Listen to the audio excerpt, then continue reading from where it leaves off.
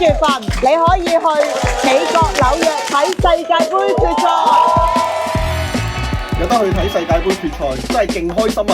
係人生嘅成就解鎖啊！拜拜，美國紐約見！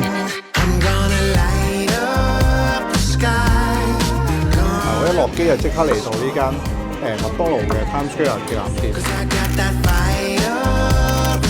人頭湧湧啊！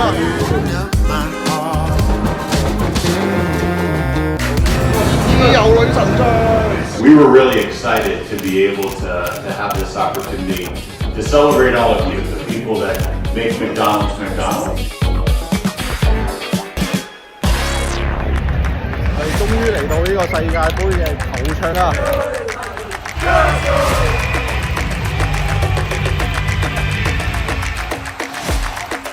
今次呢個 trip 令到本身好 I 嘅我都踏出咗 comfort zone， 識到好多新朋友。